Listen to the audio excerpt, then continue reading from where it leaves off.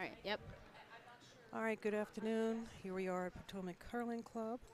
This is the second draw on Saturday. Our feature sheet B will be Team Mooney versus Team Dubin. Take it away, guys. Okay. I'm Diana, and I'm Yeah, and joined this here. is Benjo. Yeah, Yeah. yeah. So welcome to tonight, to this afternoon's stream. I don't think we have visual up. No, you don't. No, we don't have something, Okay. and there we have it. So one shot has been thrown already. That was, I believe, Team Mooney does have the hammer. So, yeah. So Brian Ewert just threw lead. Center line guard. Yeah. So we are watching Sheet B, and our two teams playing today are Team Mooney from Plainfield and Chicago. Skip is Mark Mooney, Vice Nina Renninger. Gert. Second, Renninger, sorry. Second is Don Arsenault and lead Patricia Hefner. And they're facing Team Dubin from Potomac Curling Club with Skip Andrea Dubin, Vice Adam Kapp, second Rachel Brower, and lead Brian Ewert. Yeah. So we have that. So it looks like Team Mooney just threw. Yeah, just threw one through. So that's not great. So not much to say currently.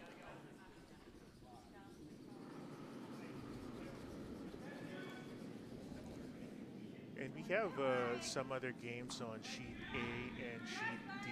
Yeah, Sheet A is already looking interesting with two in the house with red sitting. Yeah. Yeah. And on Sheet B, we actually have Team Dauernheim on red, Potomac Curling Club, and Team Anderson on yellow. On Sheet B, by the way, Team Mooney is red, and Team Dauernheim is yellow. Team Dubin. Team Dubin is yellow. And on Sheet D, we have Team Shaw on red and Team Pulley on yellow. Yep. Yeah, we're very happy to have you with us. We know you've had quite a number of options for curling entertainment this weekend. What with the World Junior Championships and the Scotties around, but we're very grateful you are here with us at the Potomac Curling Club from the National Capital Curling Center in Laurel, Maryland. Yep. So we have this interesting situation on A at the moment. There is currently no guards, but there's two stones in the house. So, yep, that's a with red sitting, and I think they're going after that yellow one. Yeah, on sheet B, we have Team Dubin sitting, 1 point or 1 stone. Oh no, actually. So I believe Dubin is calling a hit on that red one in the top 4. Yeah. So let's see. So here we have Rachel Brower throwing, and she just moved here. Yeah, and they were early on it. Yeah, they were early on it. They're so it's a bit out. They're coming out trying to. Yeah. Yeah, and I see Brian tried to push it there, sweeping, and he wasn't able to get it far enough over. So it just sort of. so it's the first end. Maybe the teams are still trying to feel the ice. They're getting a feel for the ice. They're trying to figure out how it's going. Yeah. Because when I play, not that I'm good at this moment, but it's very hard to feel out the ice. First end. Yeah, so the better teams get really good at feeling out the ice by the end of the first end. Yeah. They get the speed and they find where the runs are and where the falls are. I think sheet B is one of our better sheets in terms of the falls and the runs. So it's pretty easy to read, especially for like a well played skip. Right. So yeah. And thanks to our ice team who worked hard this weekend to maintain the ice in tip-top condition. Yep. All right. So it looks like Rachel Brower is going for that hit again. It looks calling him off.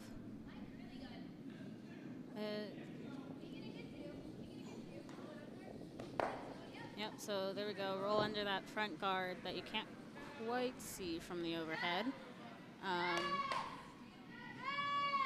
Oh, it looks like there was a bit of a burn on it, so they're moving it a bit.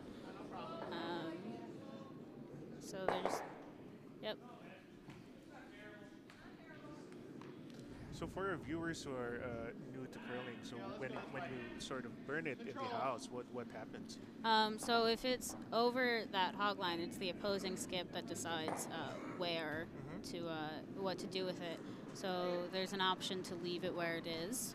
There's another option to put it where they thought it was going to go, which this skip did. He moved it a couple inches to the left. Or there's another option to just take it out of play completely, which, I mean, they technically can do, but it isn't, quite in the spirit of curling, but Right. it is still allowed. There are people who do that. Yeah, curling, of course, is a very collegial sport. Yes, very... polite. Yes, very polite, very sportsmanlike. Here comes Adam Kapp throwing a hit at that Redstone in the top 12. Yeah, red and yellow trading hits at the moment. Yeah, it doesn't look like it's going to be over enough. But you see Brian Hart on it, and there we go. Unfortunately, they did get their other stone out of play, which isn't great. But they did take out that red. They did get that red out, yes. All right, so it looks like Mark Mooney is going for the run, so that would take that yellow one out, put theirs in the house, and leave them with a red guard. Yeah. So that is a pretty good option. It just has to be hit correctly. Right. It is. So runs are they're on the harder side of shots, but they can be very effective if done correctly. Yeah. And I think at this level, these are very makeable shots for shots. these teams of this caliber. They got the sweepers on and off. They're really urging that stone to go where they want it, and unfortunately, they did not get that red one out. They did peel their own guard. Which opens up the yellow. Which, in the house. yeah, it does open up that yellow, but it looks like Andrea's looking to split the house, put one on the other side. So here we have Adam. And yep, there we go. Yeah, there we go. And Team Dubin, of course, has hammer. Yes. This end. Yeah, so they have hammer this end, so they're doing... Looks a bit heavy. Sweepers are off. It has to move a little bit to get behind their guard in the front. And it looks like it's gonna stick around, maybe. Might be. But it's open. It's quite far back, and it's not behind the guard. Yeah. So red has an opportunity to use it as backing. Right. But I think they're going after that yellow one, so they can just roll over and sit on top of that one in the back. So red's in a really good position, even though they might not have any in the house. Yep. Whoa. Close. Looks like they're gonna make it. Yeah, looks like they might nose it. Oh, so they hit it out on the left side that took their own stone out, which is, I mean, isn't great, but looks like the yellow is looking to put one in the top of the house. And they almost got the double there. Yes, they almost got the double, but not quite. Didn't hit it quite where they wanted it to. Looking over to sheet A, there appears to be, the red appears to be sitting, but there's two yellow in the house, so it could be anyone's shot. And on sheet D, we have one yellow in the house. Courtney Shaw is calling a hit on that one. Here we have Melvin Shaw throwing. and unfortunately they're playing 3 this afternoon because their lead got sick. Oh, that's unfortunate. Yeah, which is unfortunate Yeah. because there's no fifths in mixed. I see. Yeah. Yeah, that I see. Yeah. All right. So we have Andrea Dubin preparing to throw.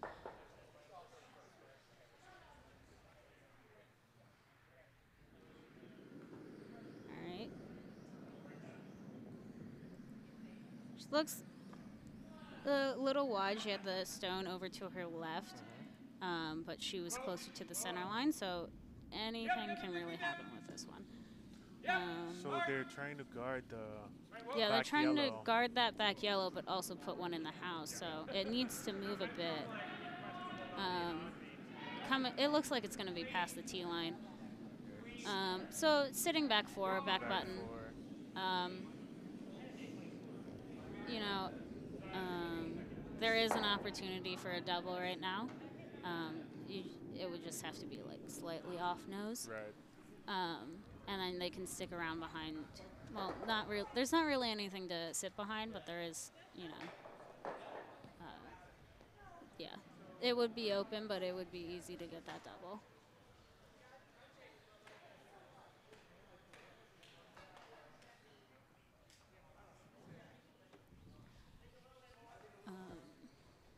So here we have Skip Mark Mooney preparing for his first stone.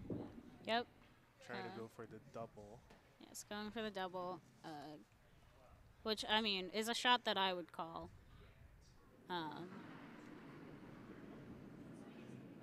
Would it be a good shot? I don't know. I'm not a skip.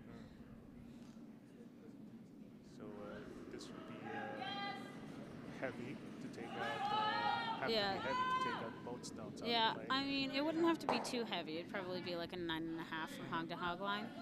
That's in seconds. For all of you wondering. And they did get one of them out. They did get one. And their red one rolled, so it's not in the house. It's just sort of sitting in limbo out there. Just sort of more like an ankle biter. It could be used as backing because it's close to the house, but it's not really doing anything for them. Yellow is still sitting 1 in the back 12. So yeah. Update on sheet D. There was a blank in the first end. So Score remains. it looks like yellow has hammer still. So skip Andrea Dubin preparing to throw. And trying to put one in the house. They're trying to put one in the house. So maybe behind one of their the yellow corner guard over there. Yes, red does have hammer, so they're probably just going for one, probably in the 4, but also behind their yellow guard. So just to make things complicated for Team Mooney.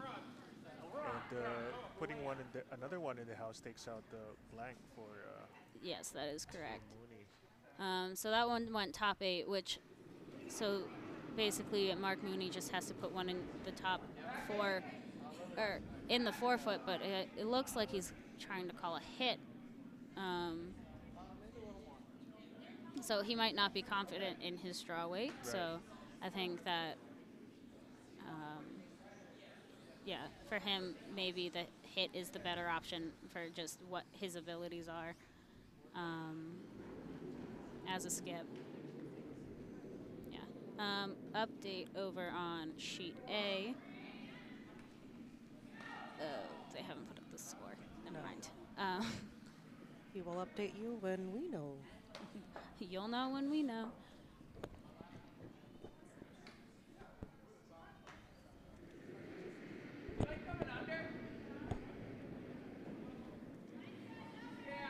Mark Mooney throwing his final rock. Yep.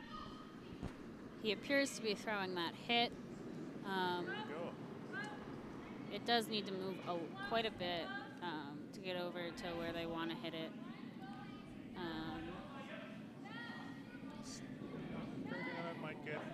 They might get a piece of it. Yep. They got that double. They got the double. Yeah, they didn't get it, but so red is now sitting 1, or red has now scored 1 on sheet B, and update on sheet A. Red has also scored 1. That is team Dauernheim. Okay, yes, thank you. So yellow has hammer on all sheets.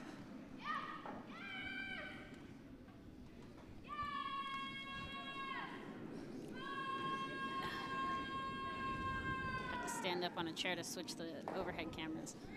This event, of course, is brought to you by the Grand National Curling Club and the Potomac Curling Club. So the GNCC is the regional association of curling clubs in the eastern United States. Yeah. About 60 clubs. Yes, yeah. about, I think it's from Maine down to, I think we're Florida, the... I think. Actually, yeah, I don't know actually how far south it goes. I thought we were the farthest south it goes, but there is a... there are more clubs now on the East Coast, so it might go all the way down south to Florida. The southernmost club being Orlando. Yeah, and it goes. GNCC goes as far west as Ohio, I think. Okay. Yeah, so. A lot of clubs. A lot of clubs. And it is the largest regional association in the U.S., if I'm not mistaken. Because there are some regions that are just like the state of Minnesota or something like that. North Dakota, Alaska. Yeah, so. Yep, all right. Back to the game. Team Mooney has just thrown 1 in the top 12. That would be Patricia Hefner throwing that. And here comes Brian Ewert throwing a hit at it.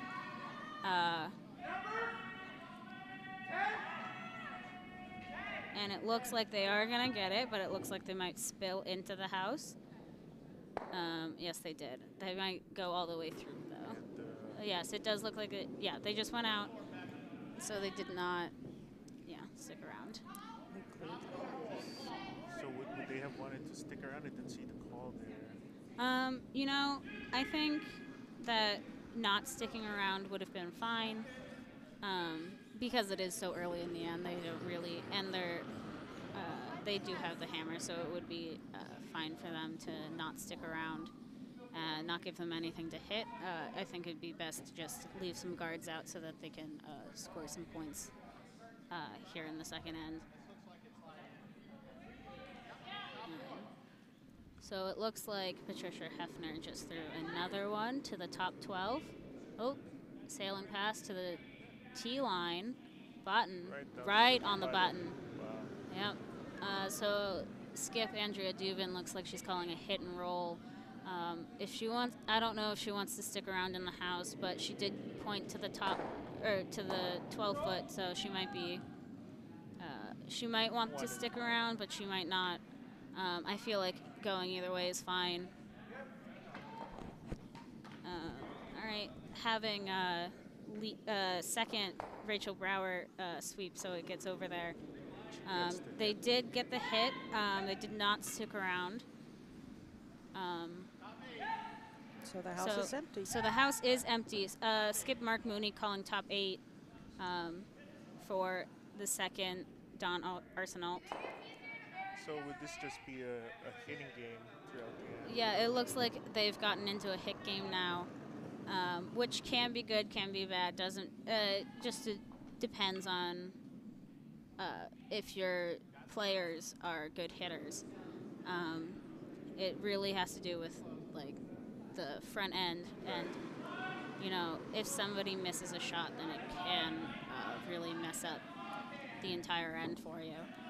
And at the recreational level, it could be a good strategy, especially if people still aren't confident with their hits. Yeah. Yeah. So that one called top 8 went back for biting back 8. So skip Andrea Dubin is calling a hit for Rachel Brower here. Who knows? Bit of an update on sheet B or sheet D. Looks like there's no update yet. Shaw is sitting back 4. Team Pulley calling a hit on that. Trying to get in between. Yeah, trying to go through that port up in front, you can't quite see if you're looking overhead.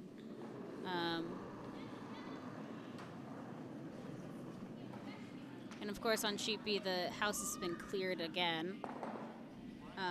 Back to sheet D, they cleared one of those guards out of the way, which can be a help because, you know, hitting isn't. It's always easier when there aren't guards. Yeah.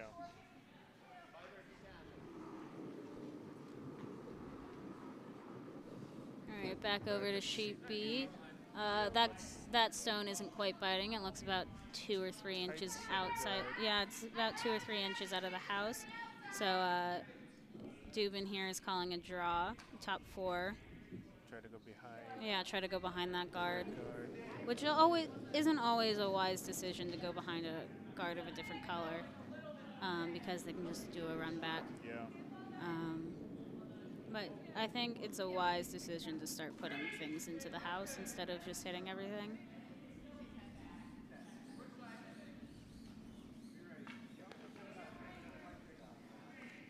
Just trying to push it in there. Yep, get it behind that guard. Might not get behind. Not quite behind the guard, but it is sitting top 8. Mark Mooney calling a hit on it. Roll behind their center guard. Yeah.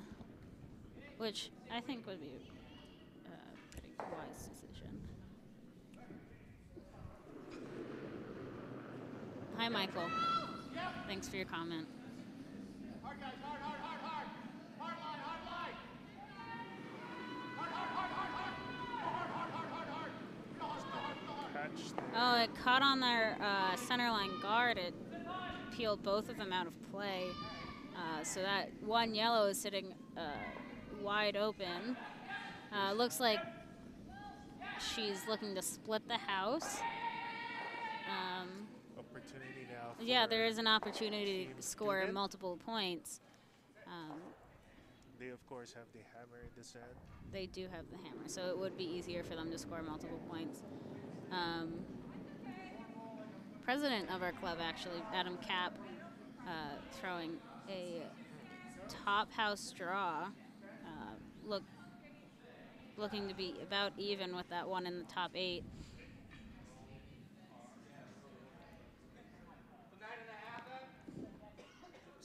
It looks a bit heavy. It looks like it's going to be on the tee line. Yeah, on the tee line. Yeah. Yeah, I'm fine with that. I think ice is good. Mark Mooney calling a double here. Which is, it wouldn't be too hard to hit it. You just have to hit it. Really hard, right? Well, just like thin. It just has to be able to move over that far.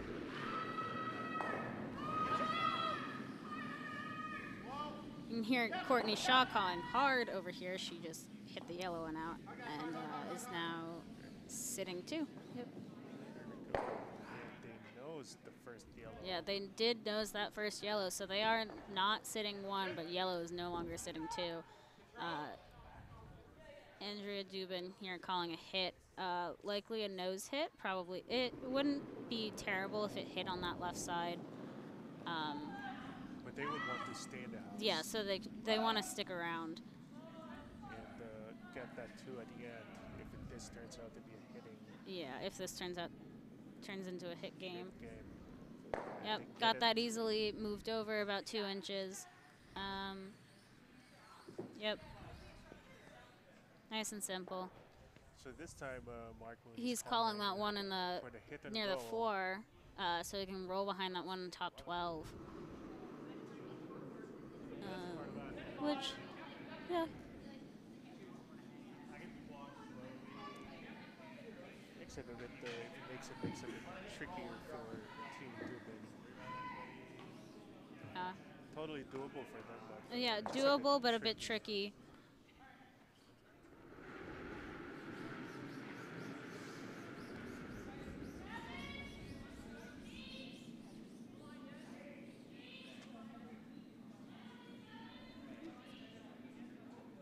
Mark Mooney lining up for his first stone.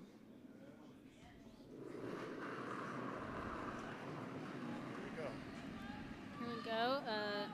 calling sweepers off so it can move over to actually hit the stone.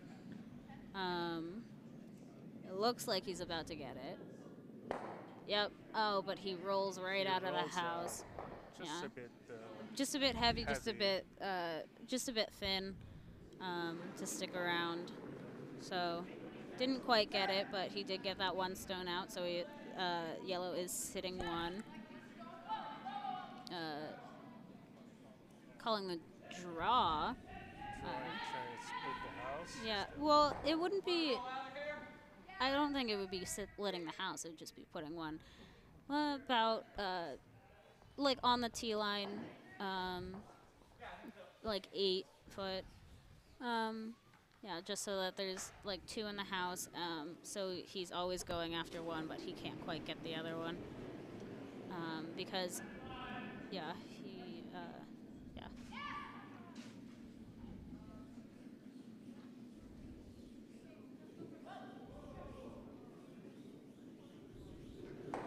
So out on sheet D, they're down to the final rock of the second end. Yes, down to this team pulley with the hammer. Calling a draw on top of the red stone in the back 4 from Team Shaw. And back on sheet B. Looks like it's a bit light. It is in the top 12. About. Yeah, it looks like it's about even with that other one. Getting that double, I think that double is pretty much impossible. So he's looking to hit it nose. If he hits it nose, he wouldn't be sitting though. So he's trying to roll it a bit. So yeah, rolling it a bit would probably be the best. And if it lands behind the yellow, it might be tricky to get the red out. Yeah, it would be very tricky to get that red one out. Especially if it's frozen. Yeah. Over on sheet D, they're really trying to get that yellow one in, but it looks like they weren't able to do it, and red sits 2. So that's Team Shaw up 2 in the going into the third.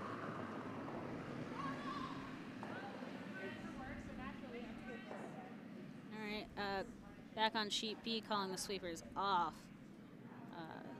just to get that stone to the right place. And it looks like that red is rolling out of play. So Team Dubin has to touch paint to get 2 points here in the second end. Okay. Yeah, so they just have to. All right. So apparently my mic is a bit far from my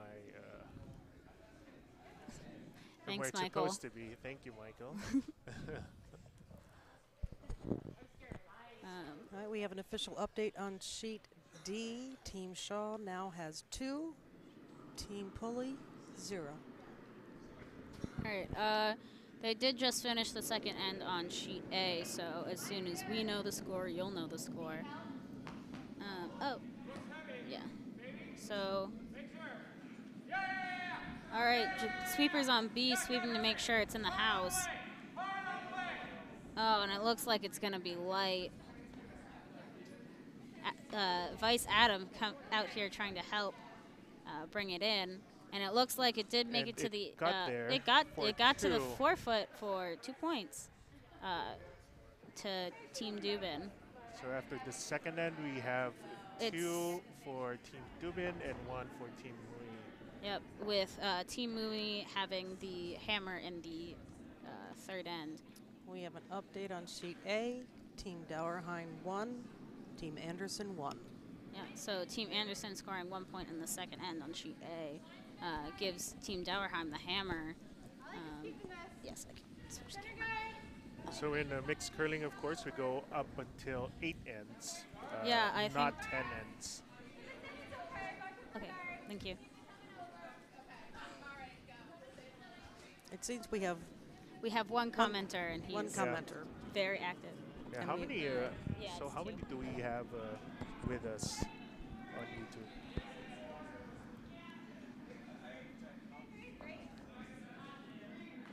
So again, we would like to thank our viewers for tuning in. We know you have your choice in You have your curling choices. entertainment. Yeah, this weekend. The men's final for the World Juniors just finished this morning. Yeah.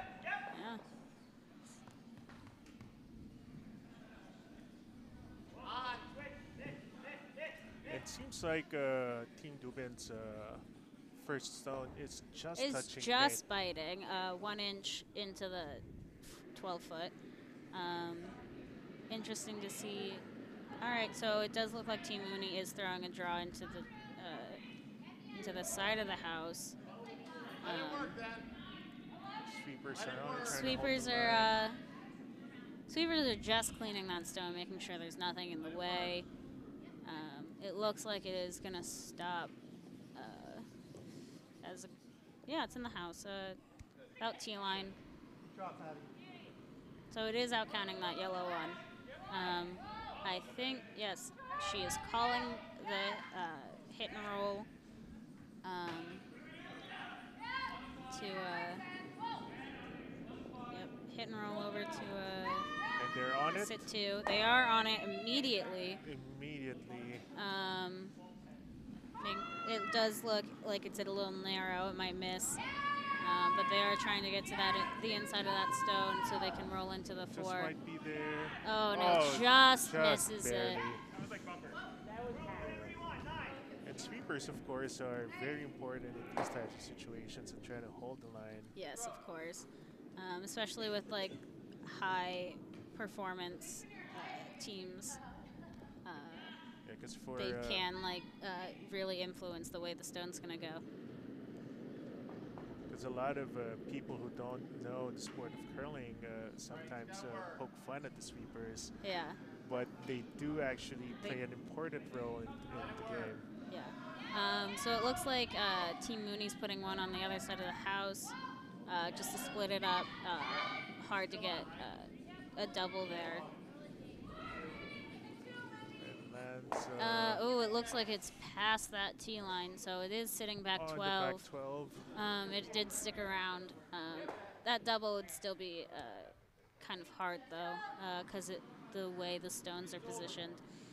So they're calling a hit and roll again on this one to try to get it. And it looks like she had an interesting slide there. She looked like she was sliding wide, but her stone was over to the left, so it's it looks like it's going to miss it in the other direction. Yep. Yeah, so the outer side isn't curling a lot. Yeah, so it is running a lot straighter than the inside is, which is good to know as a skip, actually, so you know how to call your shots. So here we have second Don Arsenault throwing a draw to the center, I think. But it looks like it's it might tap that one yellow. No, let it cross. Oh, it's moving over. Yeah, it nosed it just a bit. So that one is out counting that one in the back 12. Yeah. All right, so she's calling the same shot again. Try to hit and roll over, and this time she would be sitting two. She's calling less ice this time, so she knows that it is running straighter on the inside or the outside. Sweepers are early on it. Sweepers early on it. Might be there. Yep, just inside a net, which is good. Yep. And yep, sitting back 4. So they are sitting 2 at the moment, but that's not a great situation because the double is technically still there. I think it would be kind of hard to get by that one red guard. So I think they're just going for a draw to sit on top of it, which would be good because if they're a little heavy, they have a bit of backing so that they can, it'd be easier to get there.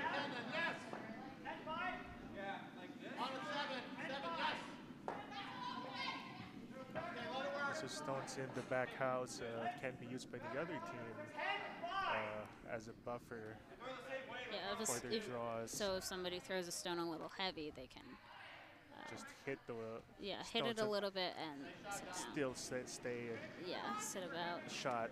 It does look like that redstone missed the one in the back or the back 4. So it is not sitting, but yellow's sitting only 1 now. And Andrea's she's calling it for a draw. She's calling for a draw into the 4 foot. She Adam did say that if he hits the guard, it's fine.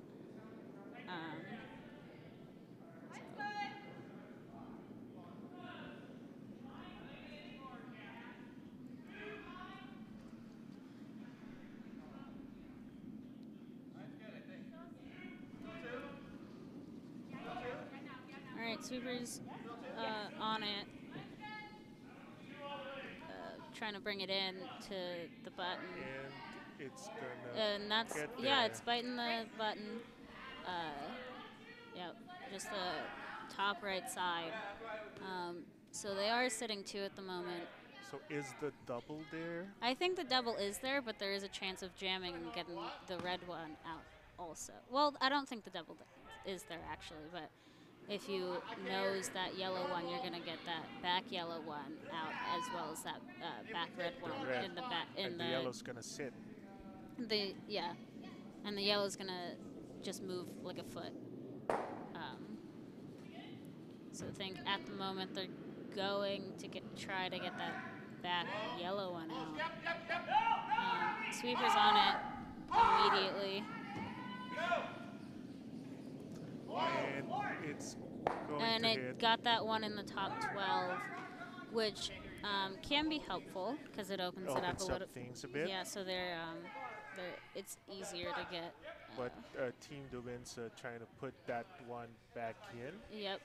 Or put it in guard to cover that line. Yeah. I think one like top 12 wouldn't be bad because I mean it technically isn't counting, but it's like nice and tight and it messes with the ability to get to both those yellow ones in the 4 foot.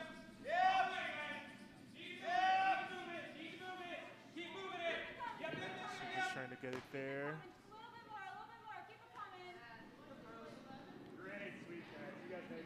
Doesn't. It's not quite on the center line. It is about I would say about 8 inches off of it, but it does make it more complicated to hit those yellow ones in the 4 foot. Between the hole. It looks like Mark Mooney here is looking at the run for that yellow. Hit the red one and get the one in the top 4 out of the house. That would be a great shot. Yeah, if they make it, it would be a really good shot. And here we go.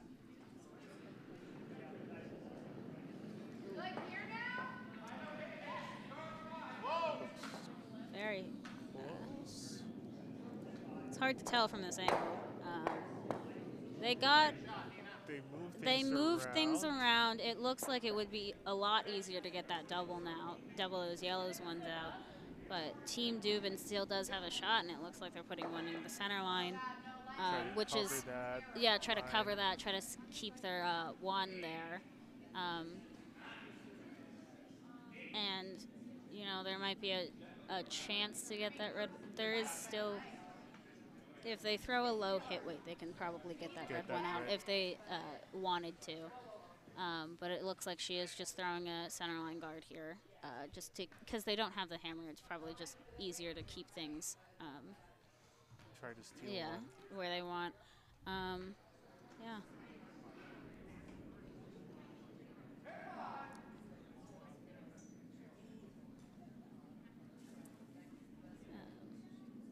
Update on on sheet D. The Team Shaw does look to be sitting 2 at the moment, which is, I mean, it is Team Pulley's shot, so they might be going for that double there because they are very close together. So back to sheet B. looks a bit. It looks a bit heavy. They're calling Rachel on to try to keep it. It looks like it's gonna be in the house though, so it looks like they're gonna hit that red one out, and just enough to sit 3. But they are in a precarious situation because it's really easy to get those 2 yellow ones in the 4-foot out and sit at the same time if they hit it just in the middle of that space. And red has hammers, so they red can does do have something hammers, so else they with can. The back yellow. Yeah. With their final shot. Yeah, with their final shot, they could try to run it and sit possibly 4. So yeah, there is a lot of options. There's a lot of options here. You know, a lot of Mark's second shot really depends on what Andrea does with her second shot, but it does look to be they're throwing that double right now. It's interesting how things can change with one rock. Yeah, Options one rock can change a lot of things. Everything. Yeah.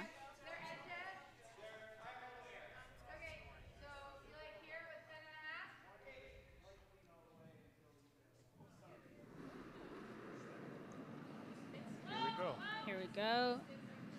Calling the sweepers off so they can get over, so they can get to that mid section. Might be a bit. All right, so they got that one in the back 8 out. Not quite the shot they called. Looks like Team Dubin's going to be calling a hit on that one sitting on the button. So they can sit 2, and it would be a lot harder to get those 2 yellow ones out because there is a guard right there that's sort of blocking things off at the moment. So I think they were trying to roll it a bit. Yeah, so they were trying to get, I think, to the middle. There was like the 2 stones, and then there was a space between them. And they were trying to get to that space so they could get both of them at the same time because it did look to be smaller. The space looked to be smaller than the stone, so it would be very easy to get that double.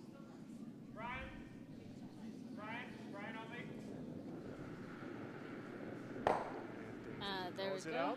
Just a little tap right there. And we have an update on sheet A. After the 3rd end, Team Dauernheim 3, Team Anderson 1. Thank you. And for our viewers who are newer to curling, you might have heard the vice calling just one sweeper. Just one sweeper. Yep. For a few seconds, and then the other sweeper for the next few seconds. So they're trying to do directional sweeping. Which is more effective with better sweepers. A lot of like newer sweepers, when people first start curling, they're not as effective. They're more there to like clean the, because they don't put a lot of weight and pressure on the broom head. So they're more there to like make sure the stone goes where it's supposed to go, just by cleaning, so that there's no dirt in the way. Here we see Skip Mooney attempting a double. Calling the sweepers on, saying hard.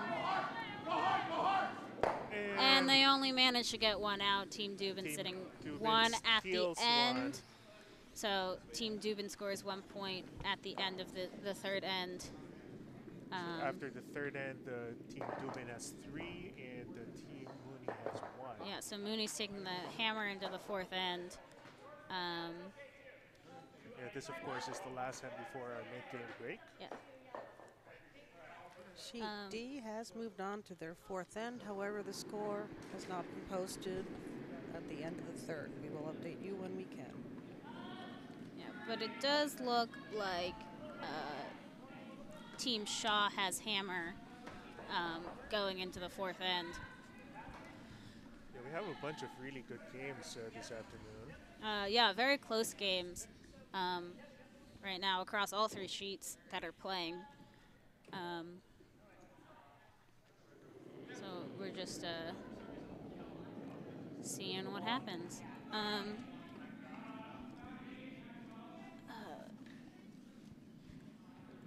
the top 2 teams from this weekend's Playdowns will represent the GNCC in the 2019 Mixed Nationals in Denver later this year. Yep. Yeah, it's in Denver this year. So first stone by lead Brian Ewert went to the back 8 foot, which I don't think that was the plan. It was a bit heavy. I think they wanted to do a center guard. Yeah, so that was just a bit heavy. So here we have lead Patricia Hefner from Team Mooney throwing her first stone, and he called a corner guard. Does look to be a bit heavy. The ice is, I think, fast today. I mean, I haven't been here for the rest of the week, but it does seem to be throwing everything a bit heavy. So it might be faster than it has been for the rest of this week. And it looks like she threw her first stone out right through the house. We have an update on sheet D. They posted their score. It is now Team Shaw 2, Team Pulley 1 at the end of the third end.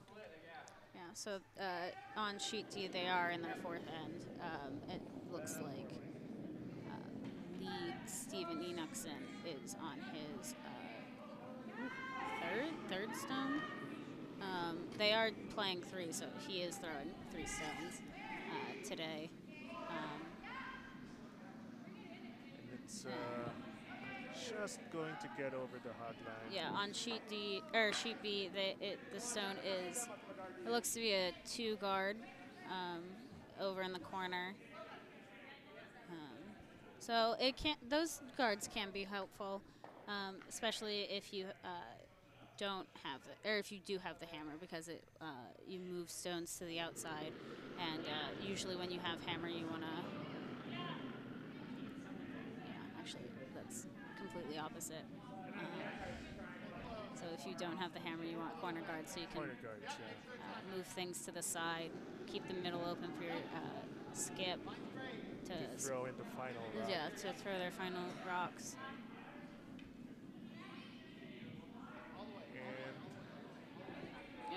And it looks like that's hard to tell. It is hard to tell. It's hard to tell from the screen.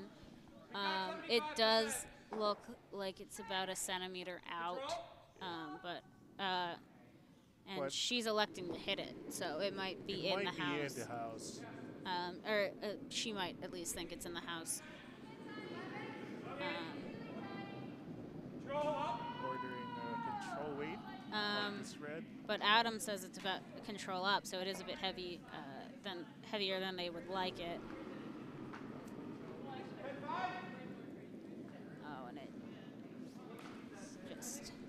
Goes through that. It misses that stone completely and just goes through the house. Giving red an opportunity. It gives them an opportunity to try to draw one to the side again. This time with more guards than they had before. Actually, it looks like they're splitting the house. So putting one to the other side, and they might just go for that yellow one with their next shot. So they sit 3. That would be a smart move. And it's going to get there and sit at. Just above the tee line at the 12 foot. She's calling a hit and roll though, so who knows?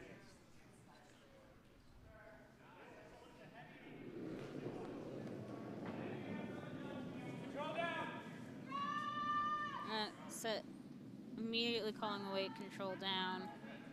And the weight influences how much Carly gets. Yeah, they were sweeping it initially, but then stopped, and just Adam started sweeping again. And it looks like they're sitting 2 now. 2. So, which puts them in a good position, but there is nothing in the middle. And Skip Mark Mooney's calling a hit and roll now. Just to get that one out of play, maybe sit 1, because they are down right now. They do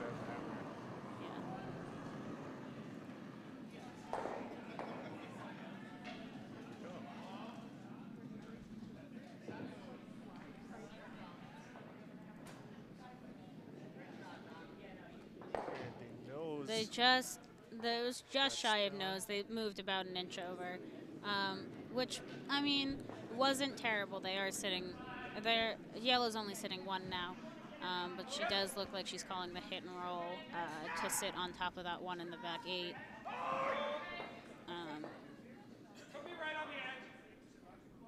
Adam asking for a little less ice. I think he does know that it does curl less over on the outsides of the sheet. Yeah, we've seen that a couple of times.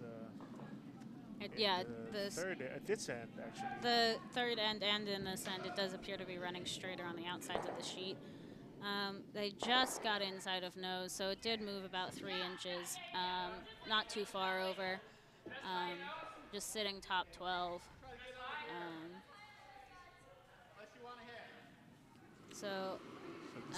Mark Mooney's giving them some options, the draw behind the 2 guards. Giving Nina some options here.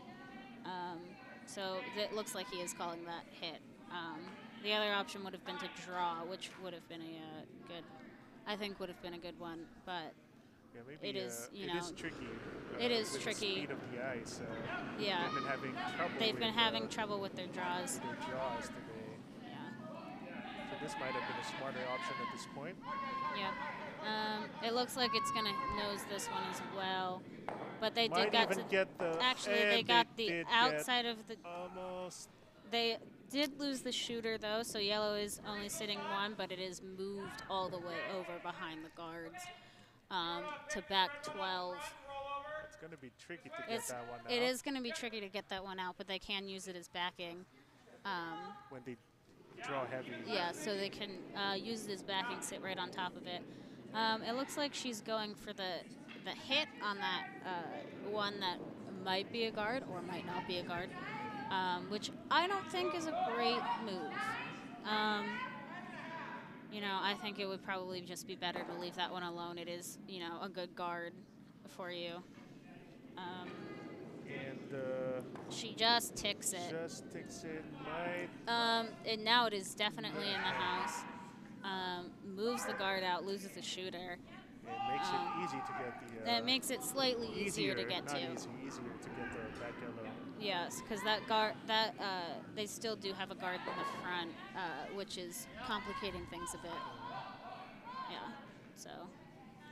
Quick look.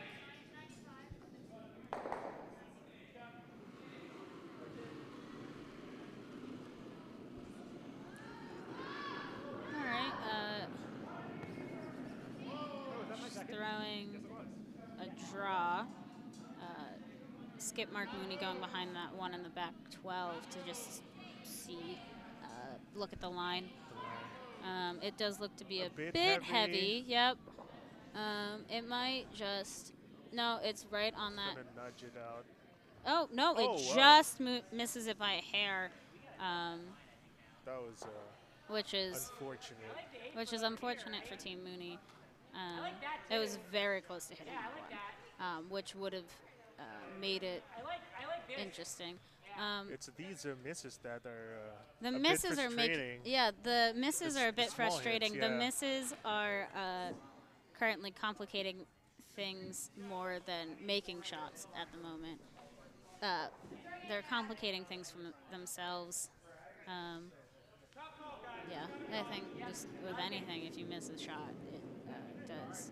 And they have to think quickly. They have to think quickly about their plan. Yeah, so plans A, B, C, D. What you want to happen, what can happen, what should happen, can all change in an instant, depending on weight, how stones move,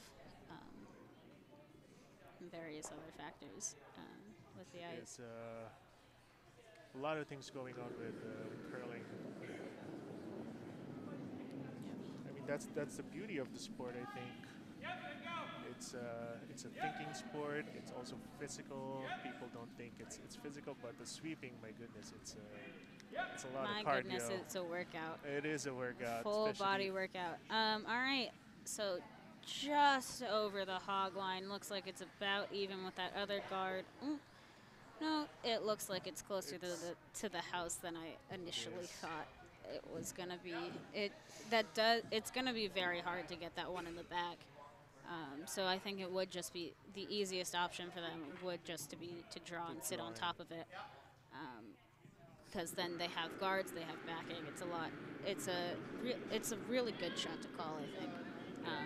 And they have hammer. They do have hammer, so it would be a lot easier if they just put one right there behind those guards on top of that one in the back 12. They could get 2 points easily. Yeah. And if Andrea's last stone is open, they can just hit it out and score that too. Yep. You ready, Cap?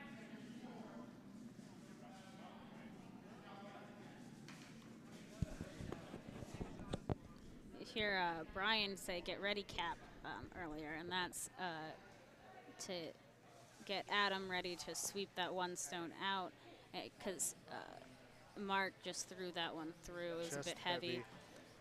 So it looks like Andrea is going to put one top 12 just to complicate things a bit, make him draw to the 8-foot. And he has been a bit heavy on all of his draws, so it's going to really just come down to his weight. Yeah, so I think this is a smart call. I think this is a good position for Team Dubin.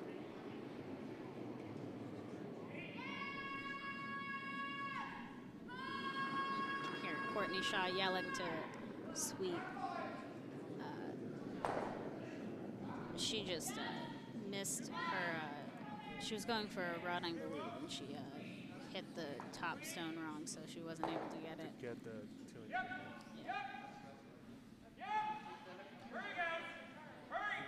All right, Adam calling hurry. He really wants the stone to move over. It might not get in the house, but it is going to get close to that center line. It's going to really complicate things for Mark Mooney here. So it's not quite in the house. They are only sitting one, but Mark just called a draw to the 4-foot, actually. He's taking a lot of ice, which we've seen before is going to complicate things for him. It's going to run straighter than it does in the middle, and it's going to... and he has to it might be find a bit, his draw weight. He has to find his draw weight. It might be a bit slower out here, so if he's heavy, it might be more forgiving for him. And they, of course, are down 1-3. Yeah, they are down by 2 points here in the fourth end. It's going to be interesting to see how they play after their fourth end break. They have a strategy meeting about... they're definitely going to be talking about the shots they missed. It's good to not be too focused on it during that meeting because, tensions get high, feelings get hurt. We really want to be working as a team, especially when you're down in the second half. So yeah. And Adam it is does on look it. to be a bit heavy. And it's through. So Team Dubin takes the another stone. point in the fourth end. Team Mooney keeping hammer going into the fifth. Now they are on their fourth end break. On their fourth end break. So Team Dubin is in a good position. Team Dubin is in a really good position, up by 3 points going into the fifth end. They might not have hammer, but as we've seen so far, that's not really affecting them. Right. So what do you think, what are the things that they did well to get to 4? I think a lot of it was actually luck. I hate to say that, but they were very lucky with some shots. A lot of missed shots, but more shots were missed on the other team. And I think, sometimes that's just how the sport is played. So it's going to be interesting to see what happens after in the second half after their fourth end break. If they talk strategy, if they calm down a bit, because it's sort of like playing. I want to say it's sort of like playing the second end because you have a feel for what the ice is like, but you've stopped for 5 minutes, so it's a little tough to get back to where you were. So it looks to be all teams are on their fourth end break. So they're just running a mop over the ice, pebbling the hacks. However, the fourth end scores for sheet A and D have not been posted as of yet. Yes, they will be posted soon, probably during this fifth end here. Yeah, I think both teams struggled with finding their draw weights. Yeah, it seems to be finding draw weights was a bit difficult for everyone here, but it seemed to be more difficult for Team Mooney, and it looks like Team Dubin has really taken advantage of that, forcing Mark Mooney to make draws, which is he hasn't been able to find his draw weight, so it is a bit difficult for him. So we saw in the first end he was calling hits because I feel like, it looks that he wouldn't be as comfortable with his draw weights. Yeah, he just missed his final two draws, like barely.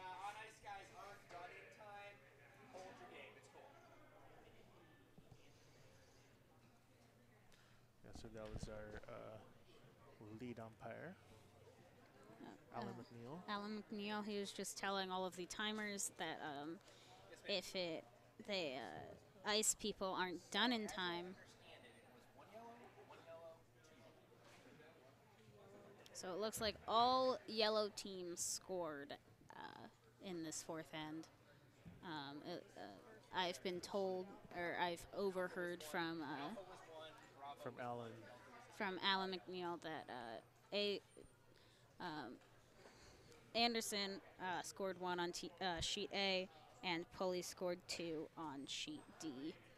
And, of course, Dubin scored 1 on sheet B. And our ice team is out trying to keep conditions in top shape. Yeah. So during every break, it's sort of like our halftime. It's only 5 minutes, though, and they just run a mop over the ice to make sure there's dirt that might have collected there gets picked up, and they pebble the hacks to make sure he's coming back. To make sure that things are running smoothly. Yeah, our ice team, of course, and our timers and all other people manning this event are volunteers, and we'd like to thank them for their time, taking some time out from their weekends to help out with the GNCC mixed Playdowns. And again, if you're just joining us, we're just finishing up the mid-game breaks for all of these sheets playing today. We are focusing on sheet B, where we have Team Mooney from Plainfield and Chicago Curling Clubs against Team Dubin on yellow from the Potomac Curling Club. And the top two teams from the GNCC mixed playdowns will move on to represent the GNCC at the mixed nationals in Denver, Colorado in March. And play has resumed on sheet B. Yep. Lead Brian Ewart is throwing. It looks to be a guard. He might be in because they're up by 3 points is a lot in playdowns and stuff like this. Or it's not as much as 3 points is 3 points. Yeah. But when you're scoring like 1s and 2s, 3 points can be a lot to come back from. So he just threw a stone to the top 12, just biting the top 12. Yeah, so he's just biting the top 12. It looks like lead on Team Mooney is throwing a different guard. But it looks like it's going to be a bit heavy and end up in the house. Yep, just by that one. Coming behind that guard. It covers half or a fourth of it. Yeah, so it's sitting top 4. They can see it, though, so they're just going for that hit right off the bat. I think that's a wise decision. Currently. Sweepers early on it, trying Yeah. to hold the line. Might have been a bit narrow. Might have been a bit narrow, but they do want to get over so that they can get it. And they did get They got their own stone own out, stone. actually. So now it's just that one red stone just sitting in the top 4, just hanging out. Yep, so so they want to Mark put Mooney something- initially called a draw to the side 12, but he changed his mind. He's putting one on the center line, which I think is a wise decision to block it up, because they are down and they don't want someone to try to come in and hit it. Yeah, they need stones in the house. They do need stones in the house. Yeah. Yes. Yes. No line here, guys. No. Whoa, whoa. Calling the sweepers off. It does seem that he thinks it's it's over curled. It's going to be over on that right side of the center line. Just It's not crossed over Yeah, the it's center line. it looks to be a 2-3 guard, but there is still visibility on that one in the top 4. It's going to be a hit for Team Dubin, or at least the call is for a hit. Call is for a hit. Now Rachel Brower's been missing her hits. She has. So it's gonna be interesting to see what happens. Brian on it, trying to move it over. Might be a bit. She looks like she's gonna hit it She's on the gonna get left it there. side. Yep, and stick around. Back 12, just behind the center line, or just behind the tee line. So she got her hit that time. Yeah. Mark Mooney calling a draw, which I think is a wise decision. You know, he needs stones in the house, and if he calls a hit, it's not necessarily going to stick around. And again, this game goes only up until 8 ends. So they need Yeah, to they be are moving going. on it. He really needs to start scoring some points right now, because it does only go up to 8 ends. He doesn't have a lot of room for forgiveness here. And again, we saw that stone just sailing out of the house. Yep. They have been struggling with their draw weights. Yeah, they've been consistently heavy on their draw weights, as opposed to Team Dubin here, who's been a bit light on their draw weights. So here we have Rachel Brower attempting a draw. So Skip Dubin is calling weight only, so it looks like it needs to move over a bit, just to get it where she wants it to go. Oh, and they're on it hard right after On the it. hog line.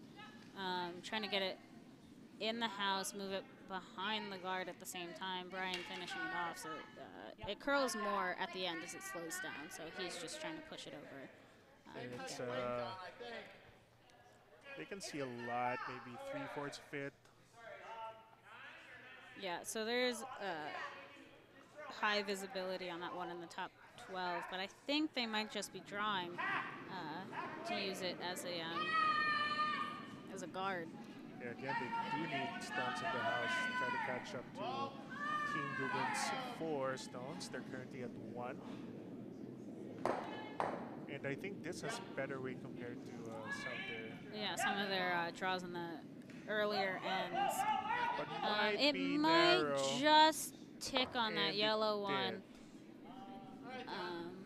So yeah, now yellow's only sitting 1, but that red is right in the open.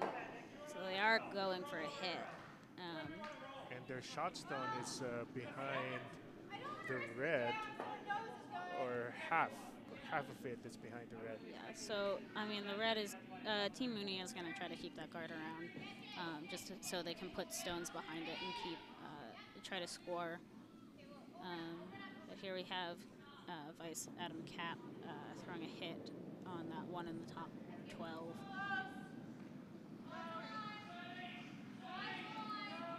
So if you're Team Dubin, what are you thinking right now? I'm trying to keep it clean. No stones in the back, because if there's stones in the back, they can't sit around on it.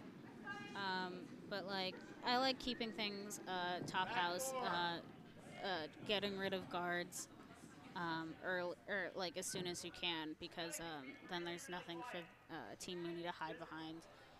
Just keeping it clear, and if you score, you score.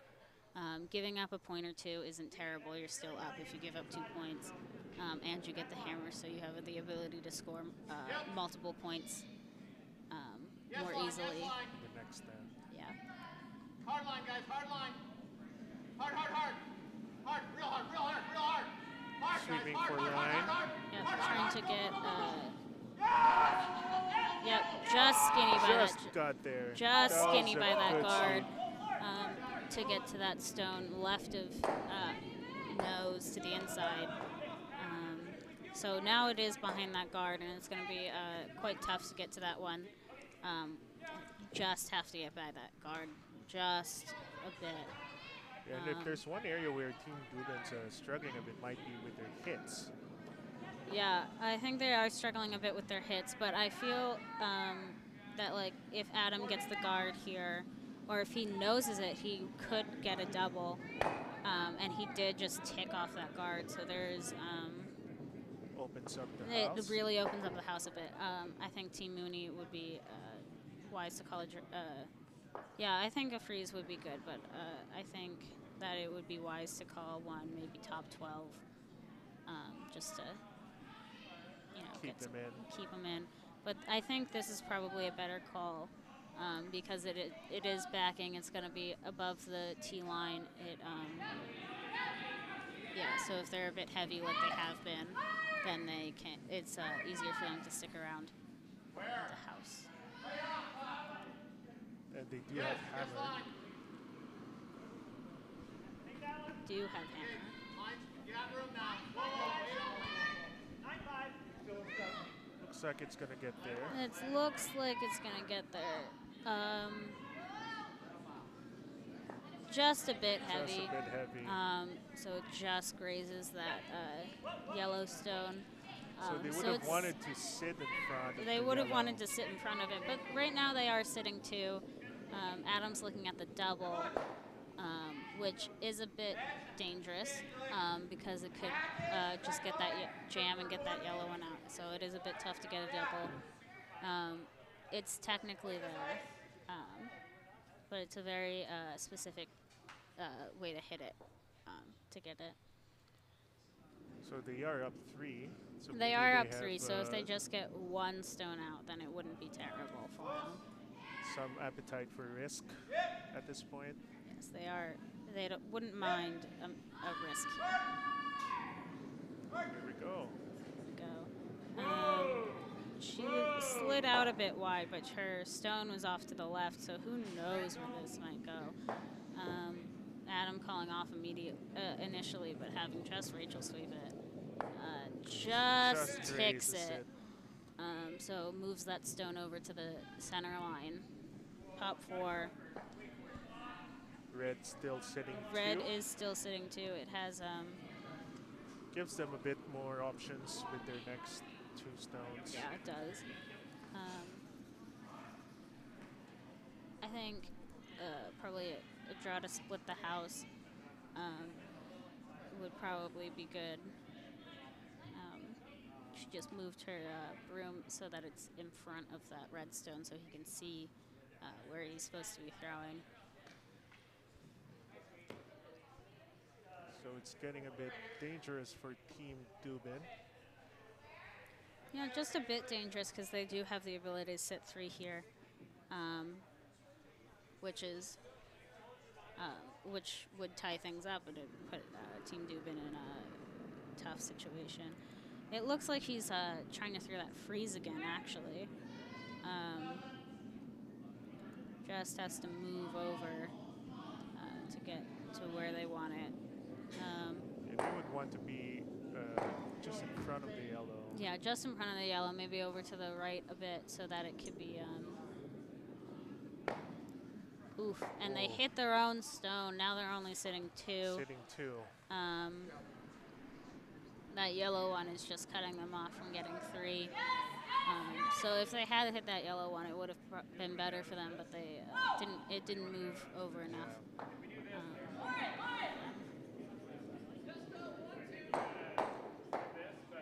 So they're looking at some of their options. So I'm hearing. I mean, there is an discussion, ability to yeah. get a double there.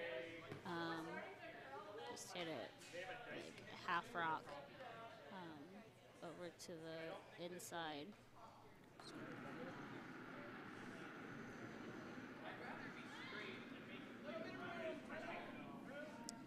It would have been great if our curlers also had the mics. Yeah, getting them on a mic pack so that we know what they're saying. We know what they're saying.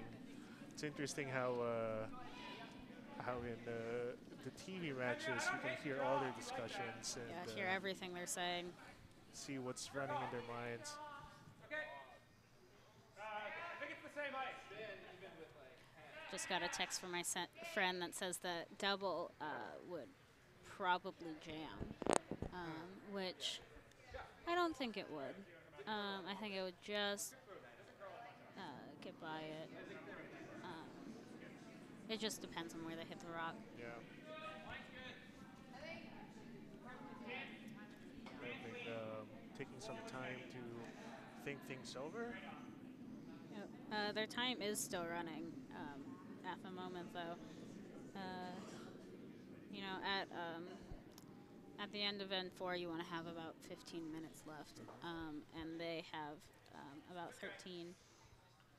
But they are good on time because at the end of the 5th end, you want to have about 11 minutes and 15 seconds, and they're at 12, 13-ish minutes. And matches, of course, have 30 minutes of thinking time.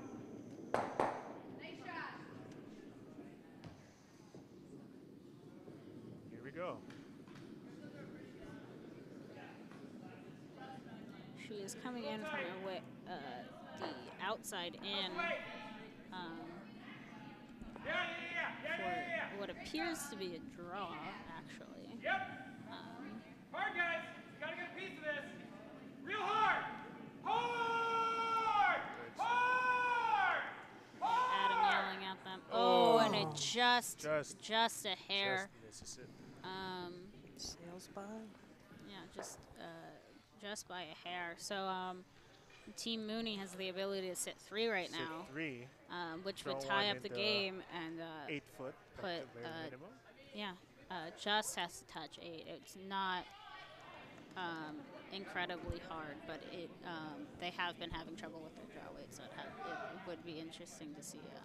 It's interesting how they're lining up their brooms. They might be going for the hit. You know, I think that hit is a bit dangerous. I think it is because it jams. They only sit 3. I think they're going for 4 so that they can be up. But you know, but I guess even if they hit it wrong, the yellow one jams and they only sit 3, or even 2 if they spill out. Right. That's a risk. I think they're willing to take that risk because of. Yeah, they're 1-4 down, so they're gonna try to make it big this end. Yep. And there have been a lot of big scoring ends this weekend. Oh yes. Team Clausen taking 14 6. and 1 something. They took 6 points in 2 different games. Huh. Yeah, yesterday their evening match they scored 14-1. Wow, that's a big disparity. After the 4th end. Yeah. Apparently, I heard this from Vice Catherine.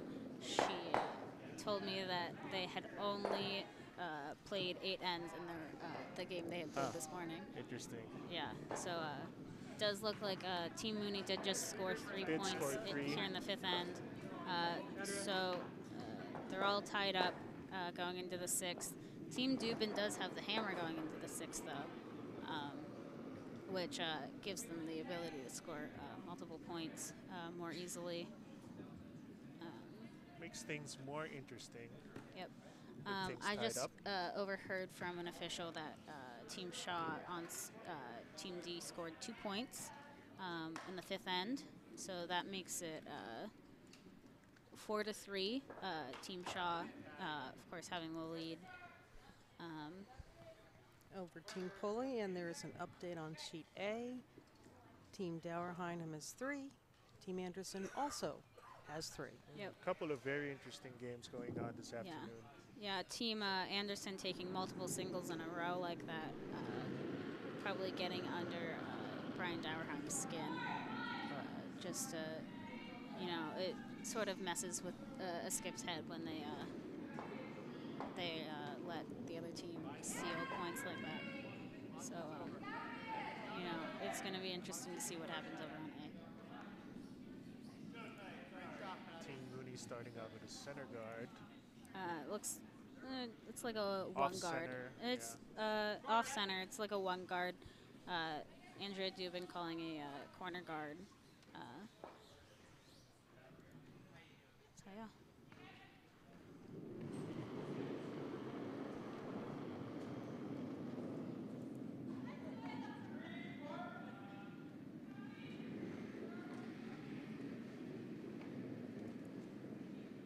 Guard looks good. It just needs to move over a couple of feet to get precisely where she called it. But it is a guard. Yeah, 2 guard, 2-3 guard. And that's a good place to have it. So they've been better so far with their guard weights. They've also had some troubles in some of the previous ends with drawing guard weights. Yeah, I think this game is just they've been having trouble with weight.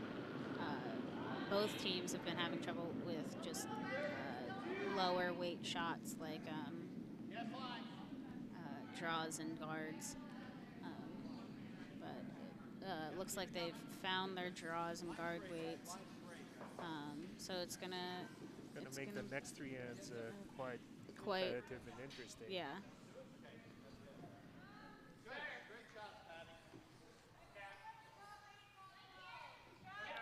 And that second guard that she threw is just about even with that other one. It's going to block up that center a lot. Yeah, so they're Dubin's calling a draw here because they do have a lot of guards out in front, so they can. It's going to, You're going to block the... It's going to be really blocked, be really hard to get. So I think Andrea called for a bit less ice than he threw. Yeah, it does look to be a bit narrow, so it does look like it's going to tip on this this top red right here. It does look like it's a bit light too. It is light. Yeah, it did look really light. It moved the stones around, so now those red guards are just stacked on top of each other. Hitting that top red in any way is going to send that one red in the back flying out to the outside.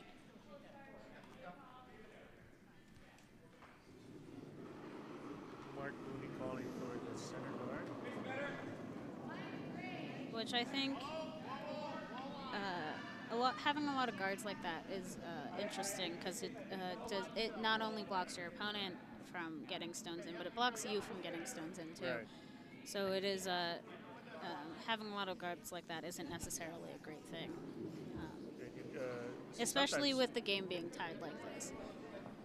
So sometimes I've seen people trying to make more taps when you have a lot of guards in the front of the house. Yeah, sometimes the best you can do is a tap. So it looks like she's calling a peel on this centerline guard. Clear things out. To clear things out, give them less things to hide behind, make it easier for her to score points also. It might be a bit wide. It looks to be a bit wide. It might be on their yellow guard off on the corner. Yeah, did not go where they wanted it. Stacked on top. Good stack of guards good there. Stack. It really, just good stack right there. hard to get tap, anything behind yeah. it.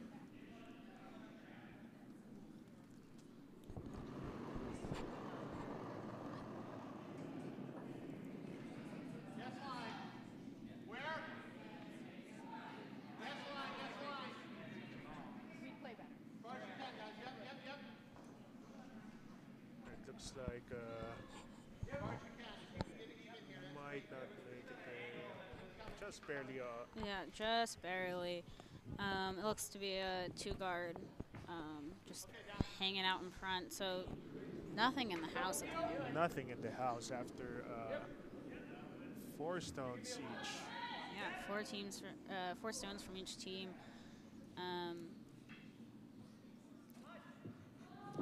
So Rachel Brower's trying to hit now, and she's been missing a lot of hits this game.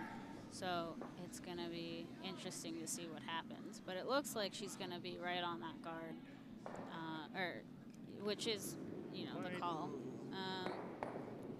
Not exactly what they wanted to happen, but it was an interesting shot. So now Red is sitting 1, top 8, right behind that yellow guard. So that run is technically there, and it wouldn't be that hard to get, actually. If they nose it, they can get to the inside of that red stone and roll over behind that stack right there on the center line. So they're now trying to put 1 behind those guards in front. Which, being in the position that they're in would be a very good shot to Smart, call. yeah. Especially if they make it, it's going to be nearly impossible to get to it. Hard line, guys. Hard line. Hard line. Hard line. Go, go, go, go, go, go. Yep, yep, yep. All the way. Having them on at 4 line just to get skinny past that guard. Wow.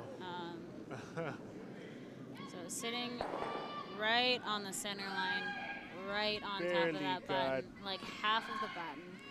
That's a really great shot. Yeah, that's a great shot.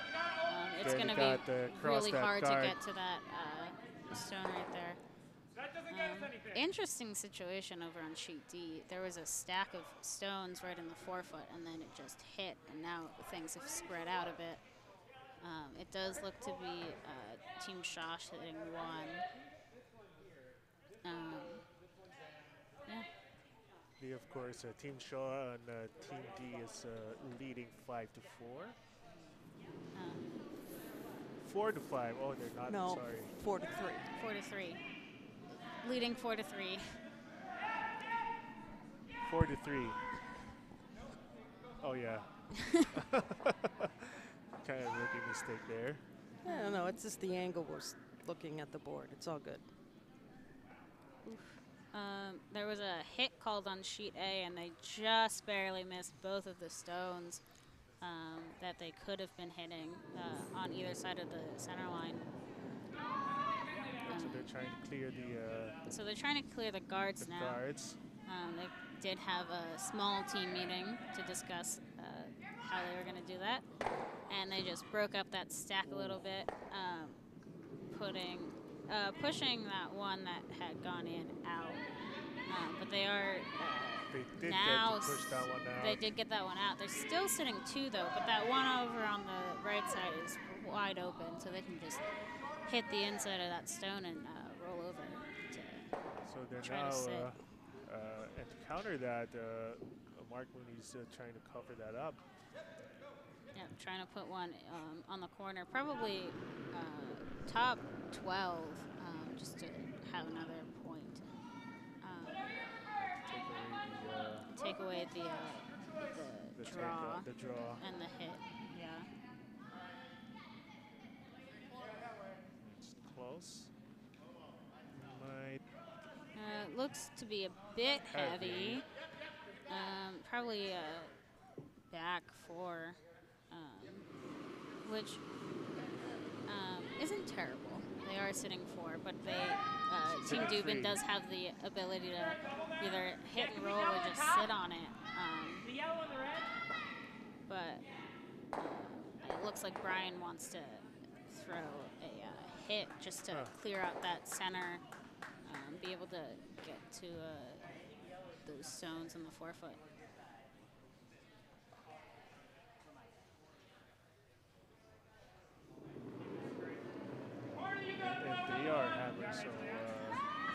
pressure is Pressure on is them on to score.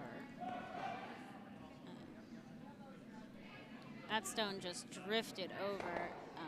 Did get the stone they wanted, peeled that red one out, but there are 2 stones on the center line now, which complicates things a bit. Only a bit. Solid. I like 8.5. I like the other. I like the other turn. No, I like hitting it in. Seems to be a discussion over on sheet D about what Skip Courtney Shaw should throw. Yeah, there was some applause with the last shot. For folks supporting Team Pulley, I believe. Yeah, would have loved to see the replay on that. I don't think either of us were paying attention over there. It's hard to see, but it kind of looks like Team Pulley is sitting 2. But I think the shot they're trying to call is going to be a run to try to get both of those yellow ones out, which is it's going to be a bit tough.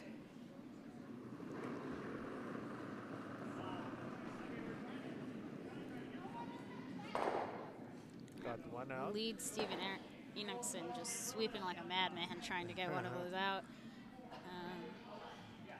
Back on sheet B. Looks to be a draw over here. Probably top 8.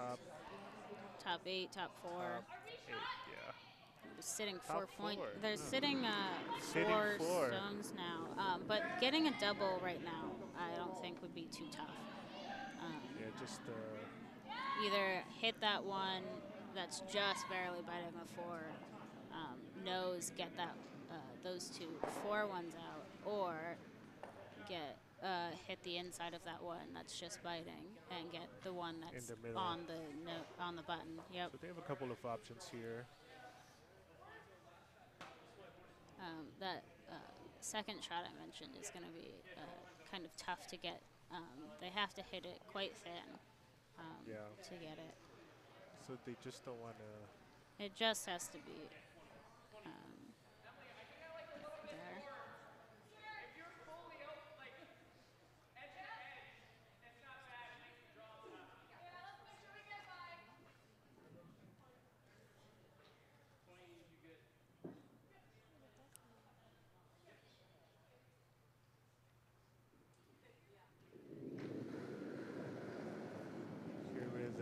She looked to be wobbling a bit on that one, so it's going to be interesting to see what happens here. It needs to move a bit to get. Might be a bit wide. Just barely hitting that one, but it did give them the ability to get that one out of the house. It just moved between those 2 stones there, so it is out of the house, and Team Mooney's only sitting 3, which it wasn't the shot she called, but it did help them a bit. A bit.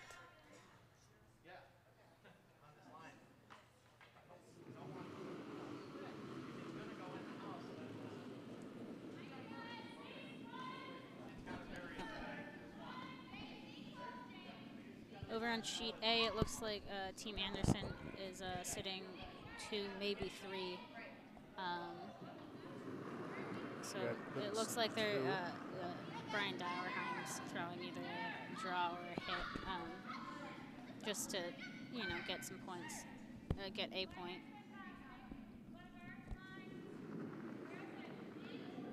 It's a very close game over there. Team really trying to guard their 2 reds in the house. Yep. They are sitting 4 again. This time, I think that double just hitting it nose, that double would be really easy for them, and it would only cut them down to 1, which would allow them to keep the hammer going into the 6th end here.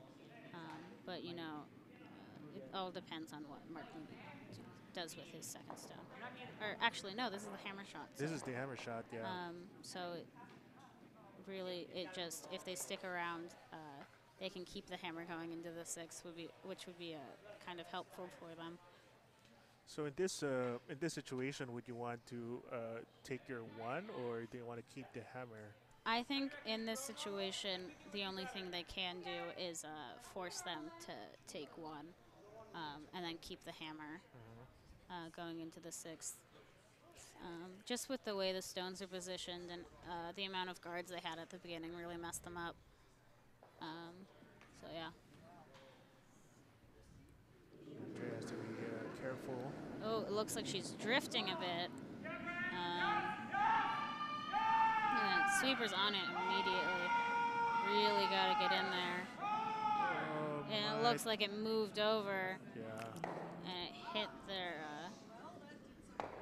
I mean, they did only score 3. It did get that one over on the 12-foot out. So they did only score 3, which is unfortunate because they were just trying to keep them to 1. They got a bit lucky with the 12-foot. They did stone. get a bit lucky. They got really lucky with that 12-foot stone. Here in the this. No, they are in the 6th end. They want to keep the hammer going in the 7th end. Going to the 7th. And Sheet A has moved on to their 7th end. Unfortunately, they have not hung up the score at the end of 6 yet. Looks like it's going up now. Yeah, interesting situation over on Sheet D. It looks to be yellow sitting 2, about to sit 3. It is a very crowded house, which is interesting to see. And the yellow has hammer. Yellow does have hammer, so they are sitting only 2, with that one stone being a bit light. And there's a lot of reds around the 2 stones that are sitting, which is Nothing short, yes. they're asking how much they can see for Go. Unless it's hog. so they can get that hit. But the hit there would be kind of hard. They're looking at the run over on Sheet D. Anyway. Yeah, that is an option. They have to be really accurate. It has to be really accurate. It has to be exactly the right way, because if they're too heavy, they're just going to shoot their own stone out, and it's really just going to hurt them. So it's interesting to watch over here on Sheet D. Of course, we don't have any visual for it. That's true. But a couple of really good games this afternoon. And over on Sheet A, yellow scored a big one. Yeah, they scored 3 points in the 6th end. So that does put Team Anderson in the lead, 3-6. And over Team Dauerheim. Over Team Dauerheim. Over here on Sheet B, there's just guards in some pretty random locations. There's one that's nearly touching the sideline, but not quite, so it's still in. It's still in play. Yep. And there's one corner guard that looks to be about a 2 guard. This next red one just going right on through the house, which isn't necessarily a bad thing because they are up by 3 points, so don't want to give them anything to sit on or, to draw to. So if you're the skip and you see it's just going to be on the back house, you want to order your sweepers to just take it out? Yeah, or if your sweepers look a bit tired, you can sweep it too. If you're a skip, just to take it out, because you don't really. If you're up by a lot and you don't want anything in the back house, because that's just going to mess you up and it's going to give the other team the ability to score. And that's just not something you want. Especially with the 2 ends remaining. Yeah, with only 2 ends remaining, it would be hard to come back from being down. Yep. Okay, can't take that yet. Come here. Thank you, Nina. So again, if you're just joining us, we are streaming live from the Potomac Curling Center at the National Capital Potomac Curling Club at the National Capital National Curling Center. Capital Curling Center. There, I've mixed up innings there. At the GNCC Mixed Playdowns 2019.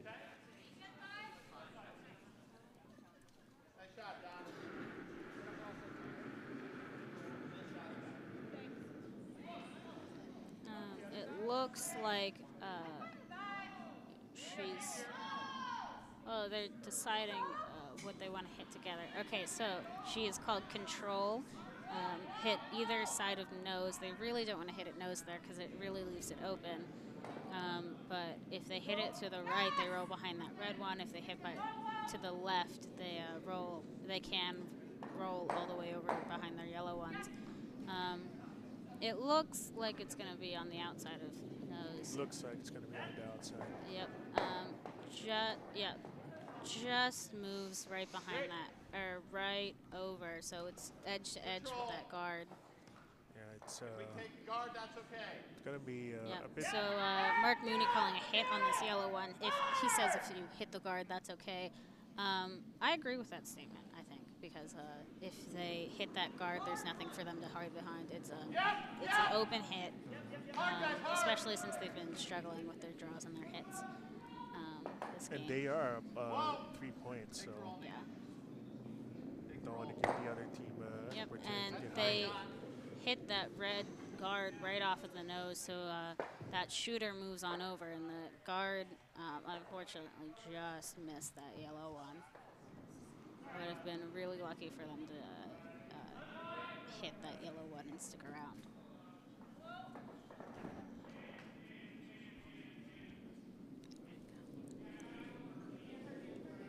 So Team Pulley taking 2 points over on sheet D in the 6th end. So now they've moved on to their 7th. Just to update.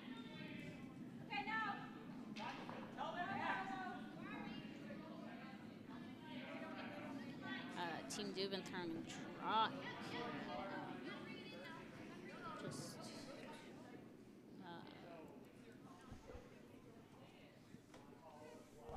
Just behind the T line in the 4-foot. So they're in a pretty good position at the moment. Sitting 2. Sitting 2, yep. With the hammer in tow.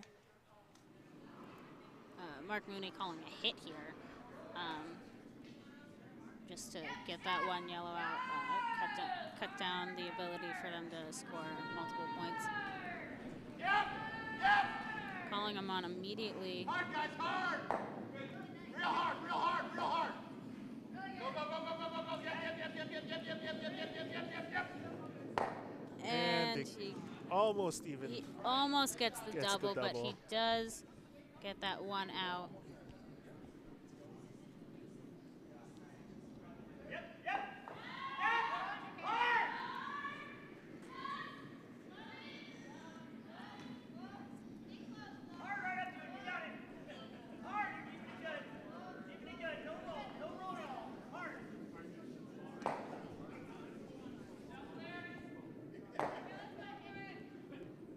Adam Cap throwing another draw. She wants them on immediately, hard.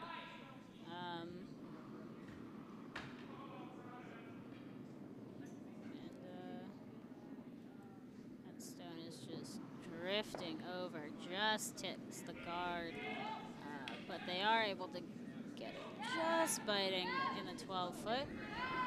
Which is an interesting situation because there is ability for a double there. They wouldn't be able to sit if they, So if they hit it nose, they're not going to be sitting.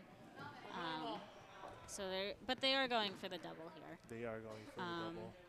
Calling for a normal takeout weight.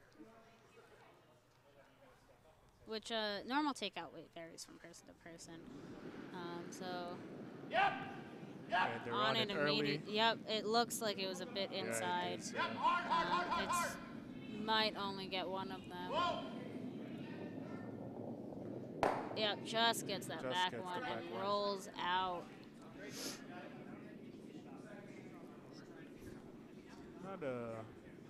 Not what they called for, but not what they called for, but not a bad shot. She's calling for a draw now.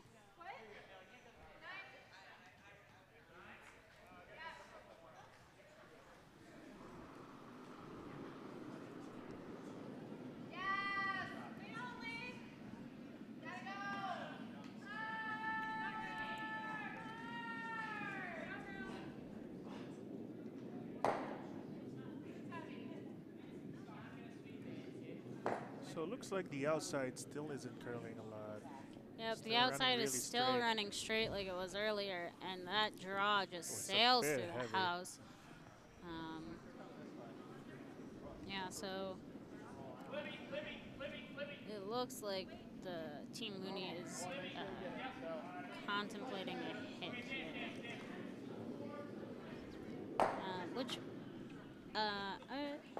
it's not a bad move for them to throw a hit here because they are up by 3. So if they don't stick around, if they blank an end, it wouldn't be bad for them. Right. It would be bad for Team Dubin because it's the 8th end is coming up. So getting 3 points would just tie it. They would have to go into an extra end. And getting 4 points is going to be really hard for them.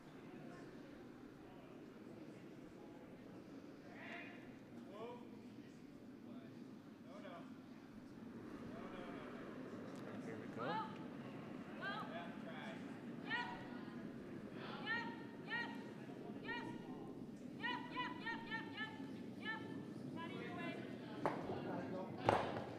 And it's an easy takeout. Yep. For Team Mooney. Yep, easy takeout. They don't go into the house. They're just a guard, a couple inches outside of the house. It looks like she is calling a draw behind those guards there. Adam is questioning the line. So we just checked. We have 31 viewers with us this afternoon. And again, we would like to thank you for joining us. Thank you for joining us. We know you have a lot of options for curling entertainment this weekend, and we're very grateful grateful to you for choosing. Yeah, you have a lot of options. Even I'm watching the Scotties right now in the reflection. Yeah. Oh yeah, the glass reflection. I didn't notice that. Naughty. Interesting things happening over at the Scotties. I was going to say, you're young. You can multitask. I can. Absolutely. Watch 2 games at once. Yeah. Well, actually 3 here, 1 there. Yeah, I'm watching 4 games at once. Mm-hmm. Yeah, 4 games. I'm on top of it. So it looks like she's going to throw a draw to the right side of the house instead of the left side, which I previously assumed, which is interesting because there's less guards over there. Yeah. It has to come in perfectly. Yeah, so it has to be really perfect here. Yeah. And it looks to be drifting over. It might be on that. Yeah, It looks to be bit light. Not a bit, it's a lot light. Yeah, it's light, and it just tapped that guard. So it is going to be tough for them to come back and score. So if you're Team Dubin, do you go ahead and try to make 1, or risk it and try to make 3 with the hammer in the final end? You know, I think that's a personal preference there. Because people like to take 1 if they're down by a lot, just to get the score up to be like, yeah, it was only like 7-6 or whatever. Or they like to blank a lot, but that can really affect the ability to score points, I think. Yeah, so it's really up to Skip's personal preference for what they want to do here.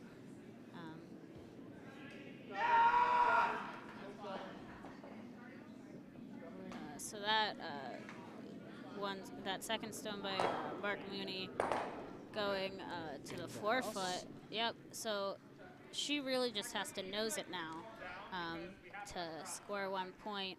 Or if she spills out, they blank. She keeps the hammer going into the 8th end, but she would be down by 3. But down by 3, it's going to be a difficult climb. It's going to be a hard comeback. Okay, let me interrupt. 4-7 down. We have an update on sheet A. Team Dauerheim 3, Team Anderson 7. Yeah, so Team Anderson did score another point here in the 7th end. So Team Dauerheim is down by 4 with the hammer going into the 8th, which is their last end.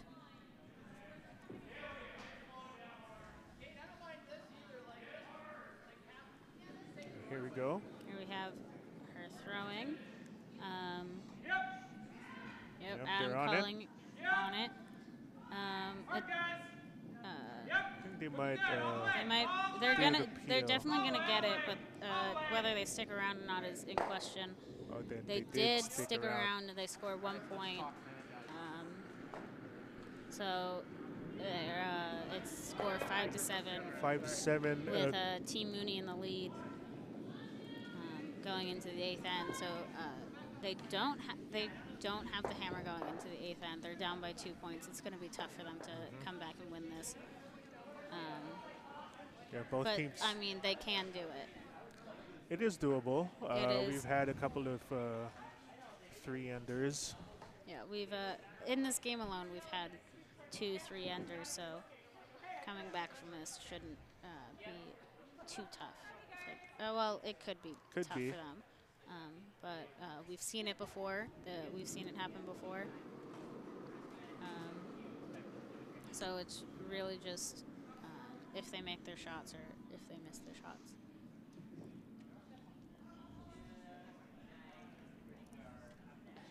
Waiting for the clock to run down so that they can throw their shots, because they're only allowed to throw within the last 10 seconds of the breaks between ends. Yeah, just learned about that yesterday when I was a timer.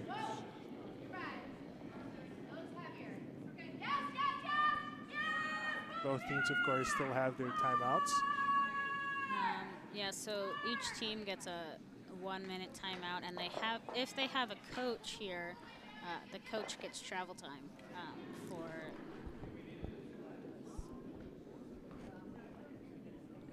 The coach gets travel time, but I don't think either team has a coach here today or for this week.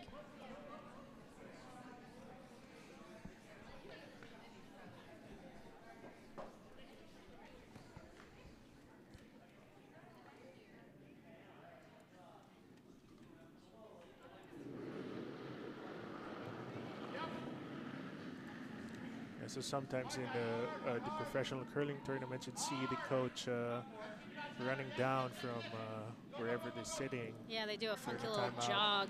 Yeah. So they too have to work out a bit. Yeah, they just they have to be able to get to the other end in the time allotted, and then have their conversation and get there. So I just got a text from a friend asking for a Scotty's update, because I mentioned I was watching it in the reflection. Here's your update. It's a commercial. It's a commercial break. It's a commercial for wheat. So there you go. That's a great update. All right, so Team Dubin trying to throw a centerline guard, but it looks like it's not even getting over the hog line. The hog line. It was just a bit short of the hog line. So Team Mooney trying to draw to the side of the house just to keep it free and open for them. So they can keep Team Dubin from scoring points, because if they put some in the center, they have the ability to just hit it and not mess with their own stones. Trying to be a bit defensive. Yeah, this is it's both a defensive and offensive strategy, because they are putting points putting stones in the house to score points. that just sails Yeah, out. and that just sailed through, which isn't necessarily a bad thing because Team Dubin has nothing to sit on. Now she's calling a draw to the side. Yeah,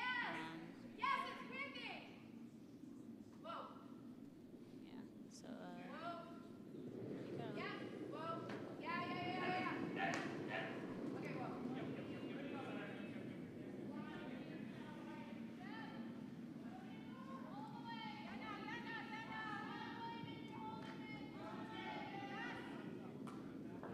Looks light.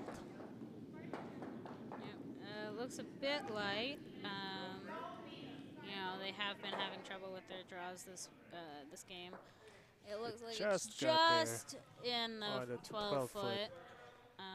So Team Mooney calling a hit and roll over. I don't think he minds if this spills all the way out. But like definitely get the stone. He wants it to hit it to the inside though, so he might want to stick around here just to be able to get some points.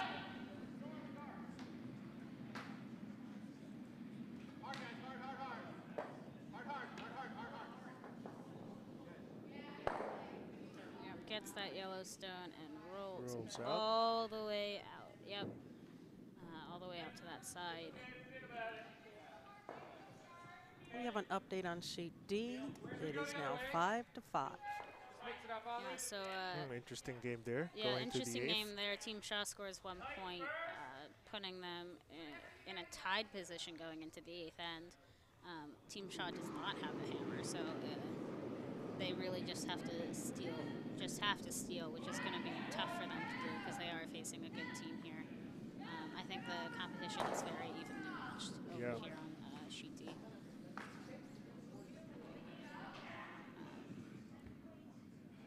Back to sheet B, throwing a draw here. It's going to end up just on the tee line in the 8 foot. Just, past the tee line, nearly biting the 12 foot. It might not be, but with these fisheye lenses, it looks like it is a bit. It is hard to It's hard to tell with these types of cameras we have. Sweepers on it early. Sweepers on it. Just want to hit it. I don't think Mark is really minding if it spills out or not, which it does. Which does not put him in a bad position. It is a clear house. She has to score 2 points to tie it, 3 points to win. And they have 4 rocks remaining. And they only have 4 rocks remaining, so it is going to be tough for them to come and score here.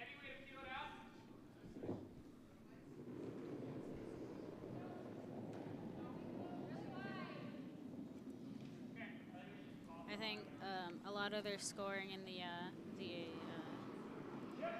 first half of the game really had to do with luck here, because they just kept taking ones. So that really had to do with just the missed shots from Team Mooney. But Team Mooney came back in the second half and started making a lot of their shots, and now they're in a position to win here. Yeah, they're after that mid-game break, their game seemed to have improved a lot. Yeah, they probably really had a really good strategy session. They really upped their game here, and they're really gonna be able to. Yeah, so these breaks are they're really helpful to teams. Trying to step back and try to see what went wrong, what went well. What went well, what went wrong. So they did stick around with their hit here. So the Team Dubin has a hit to just has the ability to just nose long, but it looks like she's going to be doing the draw here.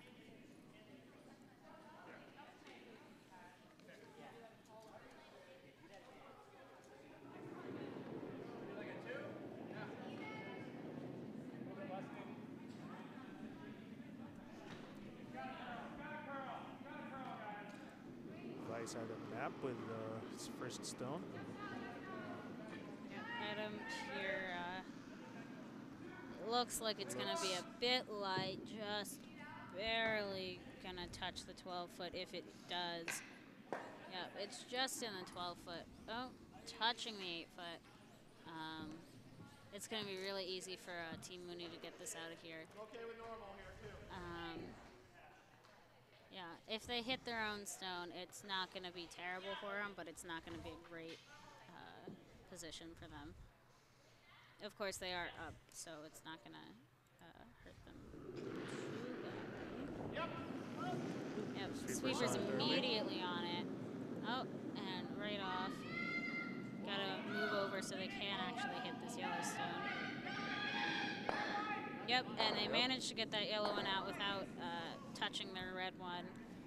They do spill out, though, which isn't terrible for them, of course. Final 3 stones for either team. Yep. So it looks like they're calling a draw again here, which is good. Update over on sheet A, looks like they're shaking after the 8th end. I believe that Team Anderson did win. They did not throw the last of their stones.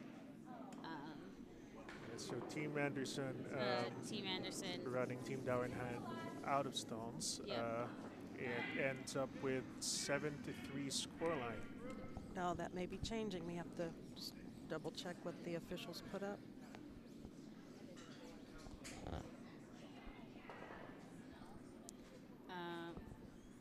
I think in this situation they just take the score down. Yeah. So I think this might be the final. That might be the final score. Okay, this looks a bit light again. Yeah, it does look a bit light. Gonna really be tough to get that into the house.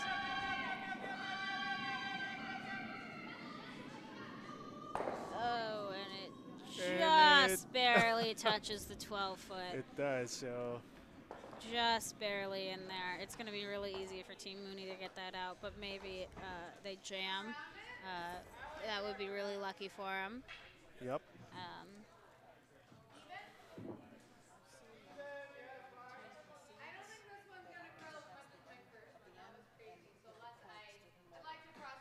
Okay.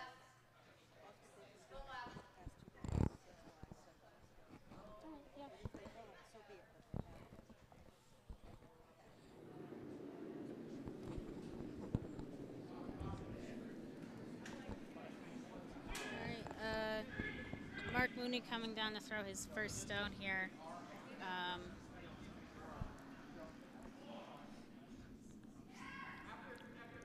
Probably going to throw a hit. But with that ice, it is questionable, actually, what they're going for. They might be throwing a draw here. Might be. Which isn't a bad move for them. But they might be going for the. Yeah, they think they might be going for the draw.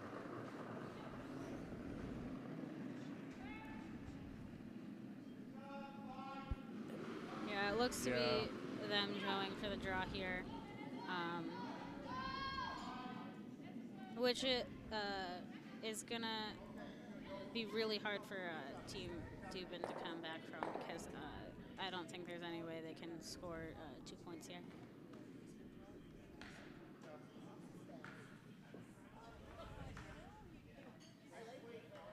But they are going to try. Adam looking at the double. Really, That's really trying hard for their 2 points here. Yep. So if they're coming in from the outside, they should hit just off the inner. They want to hit on the inner inside stone, really really thin, hard. really thin, so that they can get over there and grab it. Gotta be Not too terribly thin, but they do want to hit it about half stone.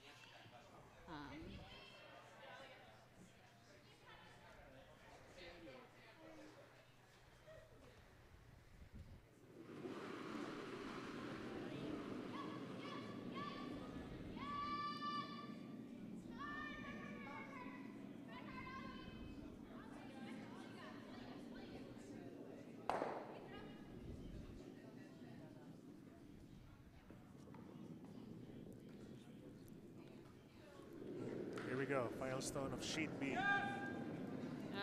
Final stone for Team Dubin for sheet B. Oh, they. Oh, yeah. So Mooney has hammer here. They do have hammer. I thought they had hammer. And Team Mooney Team Dubin just ticks their own Yellowstone. And runs out of stones. Runs out of stones. Shaking now with 1 point for Team Mooney. Yep. 1 red for Team Mooney, giving it a final score of 8-5.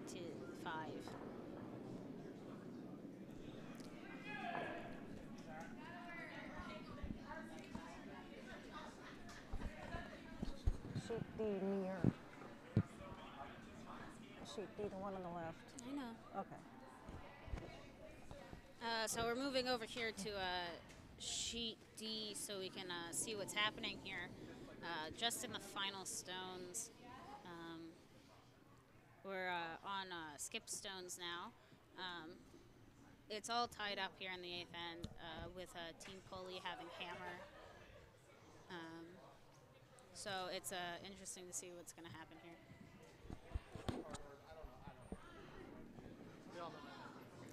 I don't think we can see the shot being taken on sheet D. We can see an aerial view of what's happening over on sheet D, but we don't have the cameras facing there. Well, you can see half of it on your far right. That's it. Sorry. It does look like they're going for a hit here, because I think that would be best here because they do have to just score 1 point. Yeah.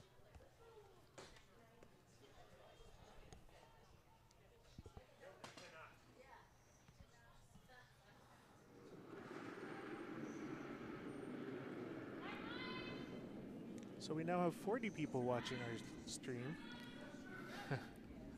Ratings went up a bit. Yeah, just in the last couple of minutes of the stream. Oh, and they just ticked that corner guard, bringing their stone in. Courtney Shock having up the sweep to get it out. And it sticks around in the back.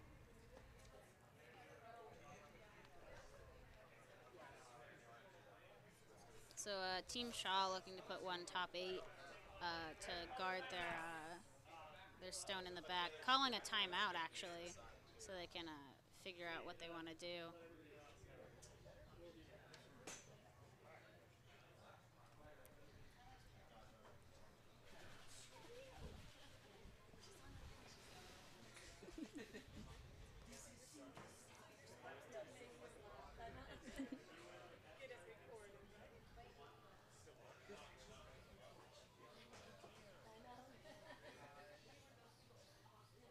So we are on Team Shaw's final stone. Yeah, Team Shaw only having 1 stone left. They really want to block up their other stone.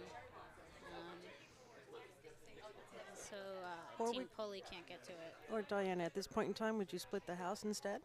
At this point, you know, I wouldn't split the house because to score 1 point, they just have to touch the 4-foot. So it wouldn't be a great idea to split the house at this point.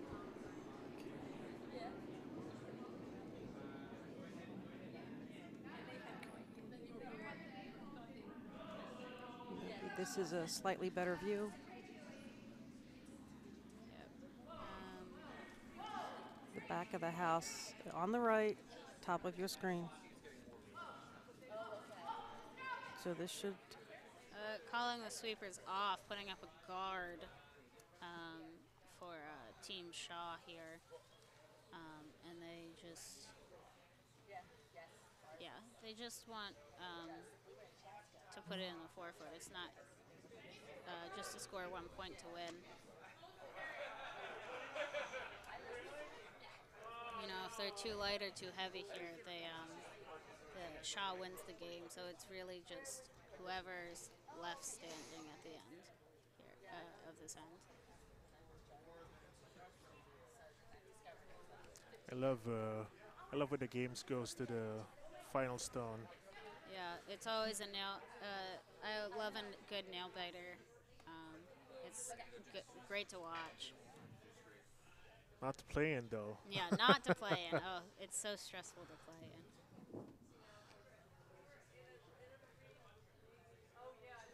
And we're sticking with this view because the scores at the top of your screen are not blocking the house.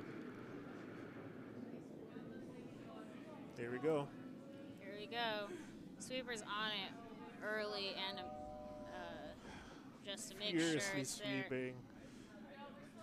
Really want to make sure that it's right where they want it. Might Looks be to be a there. bit heavy. It's really got to slow down here. And it's just and there. it's on. It's perfect. That was a Team great Pulley draw. scores 1 point to win the game. So. And they win it 6-5. And they win 6-5 here at the end of. So those were a couple of really good games. Yeah, they were really good to watch. So they all started out really close, and then on sheet A and sheet B, they really the scores really varied. That was I think the score the game on sheet D was really close to the entire thing. It was really interesting to watch at the end. Yeah. So just to recap the scores for this session, on sheet A, we have Team Anderson from Philadelphia and Broomstones winning over Team Dauernheim from Potomac, 7-3.